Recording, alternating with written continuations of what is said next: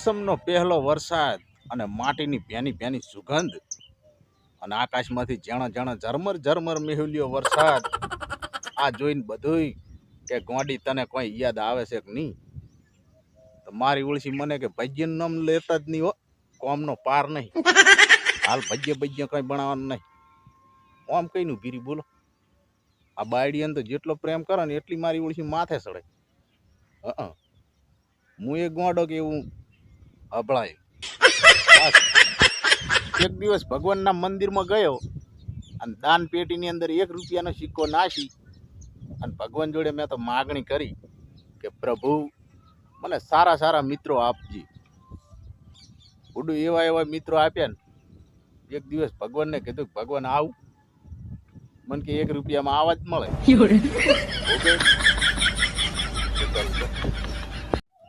એ વાલા દર્શક મિત્રો, અલ્યા ભૂડું આવું શું કરો? આટલા કોમેડી જોક્સ હભળાવું, મજા કરાવું. એક લાઈક તો કરતા જો યાર. વિડીયામાં કંટાળો આવતો હોય કાંઈ નહીં, લાઈક કરીને જાવ. એમાં શું ભૂડું કંજૂસી કરો? જુઓ ગરીબ હોમું જુઓ, થોડુંક લાઈક કરો, કોઈક કોમેન્ટ કરો. તમે તાર કોમેન્ટમાં જે લખો એ લખો, પણ કરો ખરી. સમજો ને યાર, થોડુંક મજા આવે. લાઈક કરતા જાજો. હડો હભળાવું આગળ નવા ધમાકેદાર જોક્સ વાત તો હભળાવાના છે, મજા કરાવું. વિડીયો જોવાય તો પૂરો જોઈ લ્યો, મજા આવશે. હા, આ સરકારે મારી ઓળશી પૈસા રહેતા ના હોય ને તો અમુક વાર હાવ ખોટો ખર્ચો કરે. તમે જુઓ. હા, છોકરીઓની હોસ્ટેલ હોય ને એની આગળ બમ્પ મૂકે. બોલો, મોટા ને મોટા બમ્પ મૂકે. એટલે બમ્પ નહીં મૂકો તો મારા જેવા અળવિતરા અહીંયાથી નીકળે ને એટલે હળવા પડવાના જ છે. છોકરીઓની હોસ્ટેલ છે. એક ભાઈ ઇંગ્લિશનું ટ્યુશન ચાલુ કરવાના હતા, એટલે એડવર્ટાઇઝ મૂકી સોશિયલ મીડિયાની અંદર કે ફટાફટ અંગ્રેજી બોલતા શીખો અને સ્ત્રીઓ માટે 50%ની છૂટ. એટલે મારા જેવા એક ભાઈએ કીધું કે સ્ત્રીઓ માટે ભાઈ છૂટ કેમ? તે કે ગાંડા તન ના ખબર પડે, એમને ફટાફટ તો પહેલાથી જ બોલતા આવડે છે, ખાલી અંગ્રેજી જ શીખડાવવાનું, 50% ફાયદો.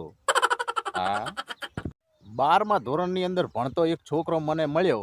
એટલે મને કે મારા પપ્પા મને એમ કહે છે કે આ વખતે જો સારા ટકા ના લાયો ને તો સાલા પરણાવી દઉં. એટલે મેં કીધું તો તૈયારીઓ કેવી કરીશ? મને કે વરઘોડાના કપડાં લાવવાના જ બાકી છે. હા, મારા માથા ઉપરથી જેટલા વાદળો ઉપરથી સરકી નીકળતા હતા ને એમને બધાને મેં પૂછ્યું કે સરકી નીકળી કેમ જાશો? થોડુંક વરસો ને. મને કે હલકટ ઘર ભેગીનું થાય. અંબાલાલને પૂછ્યા વગર અમારાથી એક ટેપુય નહીં વરસાય. થાય કરી શું કરવાનું? તો હમણાં એક મોટા બાપુએ નવી ગાડી લીધી, કાર અલ્ટો. એટલે પાછળ બોર્ડ માર્યો કે ગાડી શીખે છે, તમારું વાહન 10 ફૂટ દૂર રાખો. 2 મહિના થયા અને બાપુએ તો આગળ બોર્ડ લગાવી કે ગાડી હવે આવડી ગઈ છે, આઘા રહેજો.